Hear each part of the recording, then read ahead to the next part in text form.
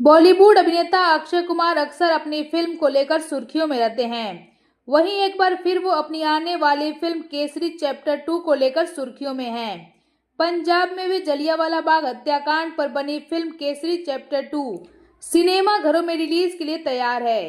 Film में अभिनेता British साम्राज्य को अदालत में घसीटने वाले वकील सी शंकरन नायर की भूमिका में नजर आएंगे।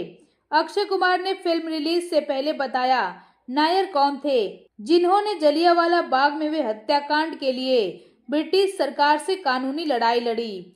सोशल मीडिया पर पोस्ट कर अक्षय कुमार ने बताया कि नायर ने लड़ाई हथियार से नहीं बल्कि कानून के साथ लड़ी। इंस्टाग्राम पर पोस्ट शेयर कर अक्षय कुमार ने कैप्शन में लिखा, दक्षिण का दिमाग और उत्तर की ताकत, साथ मिलकर हमने लड़ाई लड़ी, साथ मिलकर हमने तरक्की की। उन्होंने आगे लिखा, सी शंकरन नायर की भूमिका निभाने का सम्मान मिला, जिन्होंने जलियांवाला बाग हत्याकांड के बाद ब्रिटिश साम्राज्य को अदालत में घसीटा।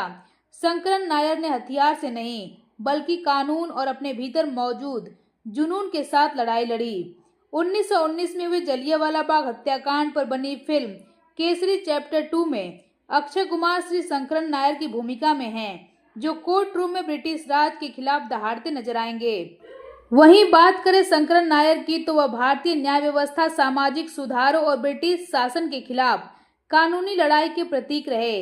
वे सिर्फ वकील नहीं थे बल्कि एक आंदोलन थे, जिन्होंने कानून को हथियार बनाया और इतिहास में अपना अमिट छाप छोड़ा।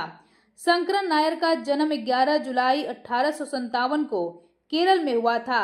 नायर ने ब्रिटिश प्रेसिडेंसी कॉलेज से कला में डिग्री लिया और फिर मद्रास लॉ कॉलेज से कानून की पढ़ाई की। 1880 में वे मद्रास हाईकोर्ट में वकालत करने लगे और जल्द ही अपनी गहरी तर्क शक्ति और कानूनी विशेषज्ञता से सुर्खियों में आ गए। शंकरन पेशे से भले ही वकील और जज की भूमिका में रहे हों, लेकिन वे एक महान समाज सुधारक थे, जो भारत की स्थितियों को सुधारने में अपनी भूमिका निभा रहे थे। 1919 के जलियांवाला बाग नरसंहार ने पूरे देश को हिलाकर रख दिया। उस वक्त शंकरन नायर वायसराय की कार्यकारी परिषद में अकेले भारतीय सदस्य थे। इस हत्याकांड के विरोध में उन्होंने तुरंत इस्तीफा दे दिया और उनका यह कदम सीधे ब्रिटिश सत्ता को ललकारने जैसा था, जिसके बाद उन्होंने अपनी किताब गांधी एनार्की में जलियांवाला बाग हत्याकांड के लिए पंजाब के तत्कालीन lieutenant governor Michael O'Dwyer को जिम्मेदार ठहराया।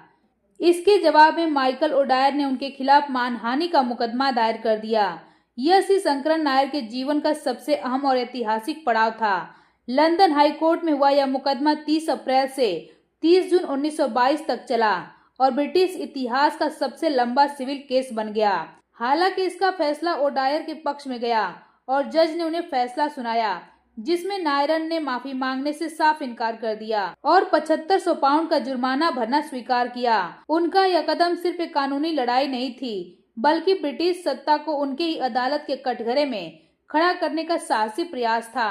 इस मुकदमे और नायर के इस्तीफे ने ब्रिटिश शासन को झकझोर कर रख दिया, जिसके बाद ब्रिटिश सरकार को जलियांवाला बाग हत्याकांड की जांच के लिए एक आयोग गठन करना पड़ा और वो आयोग था हंटर कमीशन। लेकिन नायरन का ब्रिटिश सरकार को किए गए चैलेंज ने जलियांवाला बाग की त्रासदी पर अंतर्राष्ट्रीय दबाव बढ़ा दिया और अंतर्राष्ट्रीय लेवल पर यह संदेश गया कि भारतीय भी अंग्रेजों को उन्हीं के बनाए सिस्टम में चुनौती दे सकते हैं।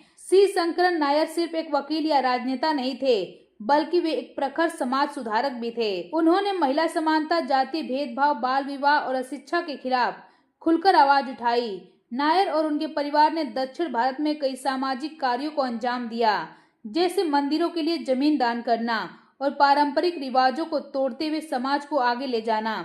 उनकी सोच और संघर्ष आज भी भारतीय समाज और न्याय प्रणाली के लिए प्रेरणा का स्रोत बनी हुई है। इसी सोच को एक बार फिर समाज के सामने रखने के लिए अक्षय कुमार की फिल्म केसरी चैप्टर 2 सिनेमा घरों में दस्तक देने वाली है।